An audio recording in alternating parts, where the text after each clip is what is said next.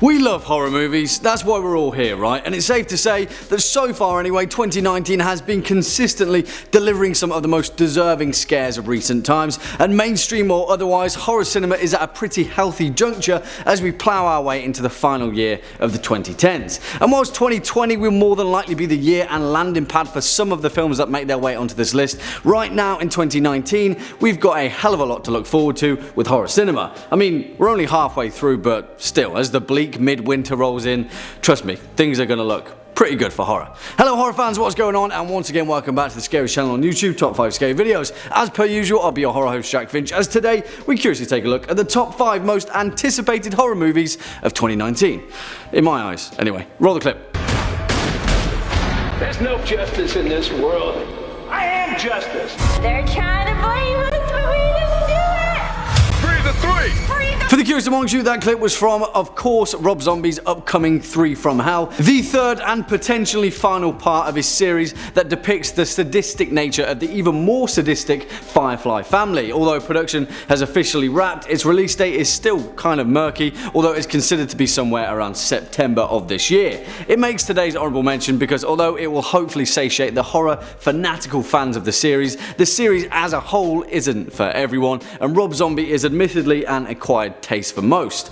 If you're asking me though, I think it's going to be pretty damn good. Kicking off at number 5, In the Tall Grass. And sadly, there isn't a trailer for this one just yet, but trailer be damned. The pedigree behind this upcoming movie is exciting enough all by its lonesome. For many reasons really, but the most telling of them all is for one reason in particular. And you know what it is? In the Tall Grass is a story written by the king of horror himself, Stephen King, and his son, Joe Hill, the writer responsible for Horns and Heart-Shaped Box. Yeah, you heard that correctly, and whilst In the Tall Grass isn't exactly the most voluminous of stories, but instead a 2-part series published in Esquire, the actual horror behind its narrative is something else entirely. And if this film does exactly what it sets out to do, we're in for a treat, because In the Tall Grass is a story that makes a random field in Kansas absolutely terrifying. Oh yeah, and you know what else I forgot to mention? The director behind this movie is none other than Vince Natali, the man responsible for 1999's Cube and 2009's Splice, a Canadian director whose off-the-wall approach often bags him cult movie status by picking up projects that otherwise would have been overlooked.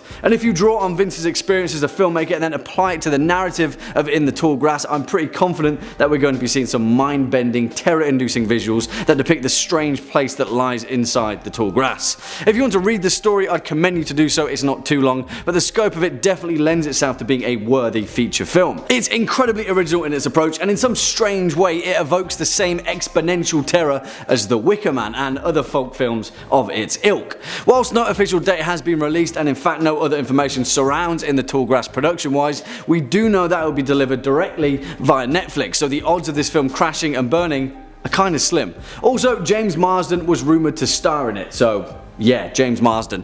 If this one works, it will be awesome. Coming in at number 4, Dr. Sleep.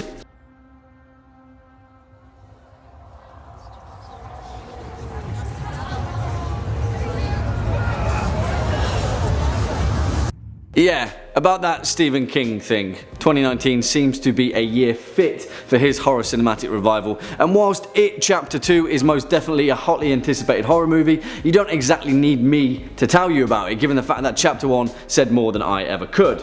It's gonna be good, don't worry. Before that we had Pet Sematary, which was pretty good, but this one, I'm pretty sure this one is going to make a few waves. Mainly because of the man behind it, Mike Flanagan, who has a proven track record of being able to accurately capture the sense of familial dysphoria so often woven in Stephen King's fiction, as he so masterfully demonstrated through his resounding Netflix series, The Haunting of Hill House. And whilst historically speaking, Stephen King despised Stanley Kubrick's 1980s attempt at his novel The Shining, it seems that all the right reverence has already been put into the creation of Dr. Sleep.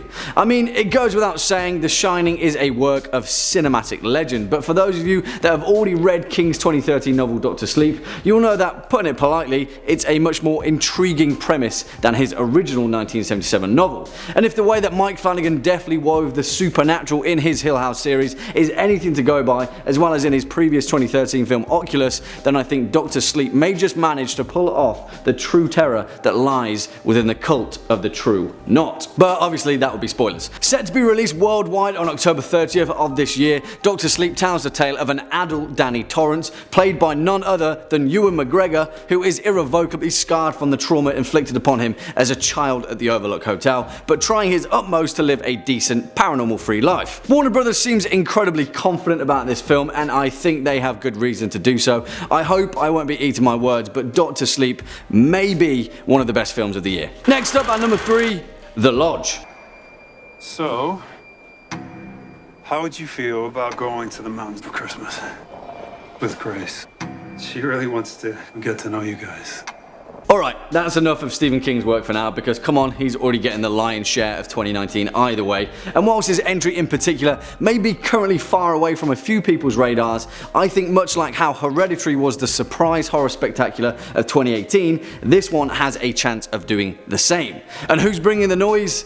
Neon, the production company who are hotly trying to chase the heels of A24 and who deemed it fit to partner up with an absolute icon of horror in order to do so. Hammer Horror, or well, Hammer Films as they like to be stylized, following their revival in 2007. But more importantly, 2019's The Lodge is Hammer's most recent foray into the brave new world of horror cinema, and I'm pretty damn sure it's going to be absolutely terrifying. Now, whilst the loosely paranormal cults of horror seem to be the hot new trend, from what I've gleaned about The Lodge, this movie is going to be more akin to 2016's A Dark Song, with a little pinch of classic isolationist horror.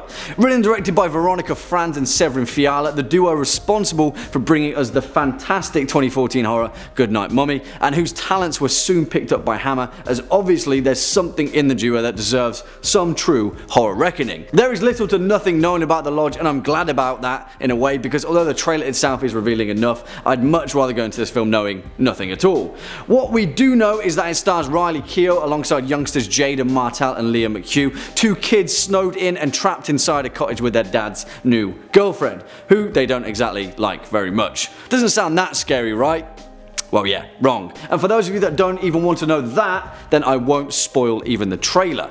After its premiere at Sundance in January of this year, Neon instantly snapped up the rights to this film, and I think it's because they saw something pretty damn special.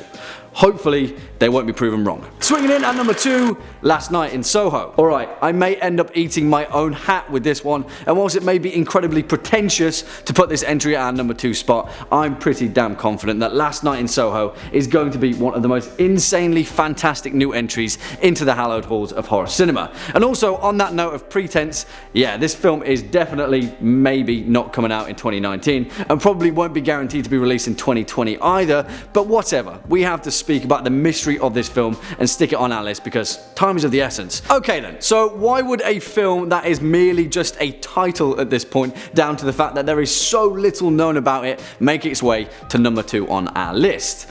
I'll give you one reason why.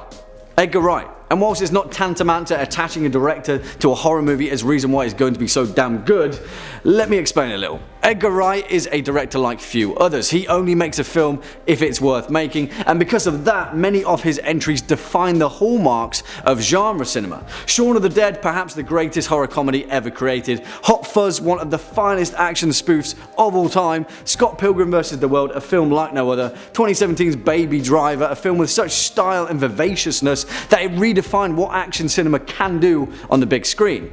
And then we get to this one, Last Night in Soho, Edgar Wright's first ever attempt at portraying traditional horror cinema, billed to be a psychological thriller like no other, which is reportedly inspired by two classics of horror cinema, 1973's Don't Look Now and 1965's Repulsion. Sounds pretty damn good, right? Well, guess who else is attached to this film? None other than Anya Taylor-Joy, billed to be the female lead, although nothing whatsoever is known about the plot or her further role in the movie. Anya is quickly becoming a titan of modern horror cinema, and for good reason. And not only that, but the greatest Doctor Who, in my opinion anyway, Matt Smith, is attached to co-star alongside none other than the legend herself, Diana Rigg. Yes, Diana Rigg is in this movie and it's going to be pretty freaking awesome. Like I said guys, the extent of this film has been kept a closely guarded secret, but I think there's a good reason for that. Last Night in Soho is going to be awesome. If it isn't, it's okay, this video will just be on the internet forever and I'll become a scion of hindsight. Everyone's a winner. And finally, coming in at our number 1 spot, The Lighthouse. And still, there is next to nothing known about this film, but as it remains, The Lighthouse may just take the top spot as the greatest horror film of 2019, in direct contention with Ari Aster's Midsummer, but we can't directly compare the two until A24 finally choose to spill the beans and let us watch this damn movie. Although that's not to say that Cannes Film Festival hasn't already had its fair share of viewership, because it premiered back in May of this year, where it bagged itself the Director's Fortnight Award, an accolade that is rarely given to directors of horror cinema. And yes, we are perhaps falling to fever pitch on this point, but part of the reason that The Lighthouse may be the most anticipated horror movie of 2019 is for the fact that, like most great works of cinema, it seems to have transcended genre itself. It stars the legendary Willem Dafoe alongside Robert Pattinson, an actor who is finding incredible success since he clawed himself away from the Twilight series, as two lighthouse keepers in New England that are tasked with overseeing the operation of one particularly remote lighthouse location for a month on end. All in all, this film is pretty much a single location shoot, but obviously if you're making a film called The Lighthouse, you're going to want to feature the titular lighthouse quite a bit, right? What really seems to have set this film apart though is, much like with Robert Eggers' resounding 2015 film The Witch, its directive is to be as deep-rooted in history as it possibly can be. It's a period piece, a horror of the ages that blends landscape with character and the overwhelming force of nature and the terrifying insignificance of mankind that comes with it. The Lighthouse has been attached to one of the greatest works of poetry ever written, The Rime of the Ancient Mariner by Samuel Taylor Coleridge, and if it does indeed manage to capture a portion of that ancient tale, we're truly in for a treat. I don't want to get caught up in the hype too much. Obviously we haven't seen this film yet, but I'm pretty certain that The Lighthouse is going to be a phenomenal work of horror cinema. Hopefully, anyway. But hey, that's why this list is called Anticipated. Well, there we have it, horror fans, our list for the top 5 most anticipated horror movies of 2019. What do you guys think? Do you agree, disagree, have any more to add to this list? Let us know your thoughts down in the comment section below, as well as any choice picks of your own. Before we depart from today's video though, if you'd like to continue on with your horror movie binge, then please feel free to hit those playlists floating neatly to the side and enjoy yourself. On that note, unfortunately that's all we've got time for in today's video. Just stick around all the way until the end. If you were a fan of this video, or just top 5 scary videos in general, then please be a dear and hit that thumbs up button, as well as that subscribe bell, and I'll be seeing you in the next one. As per usual, I've been your horror host Jack Finch. You've been watching top 5 scary videos, and until next time, please, you take it easy.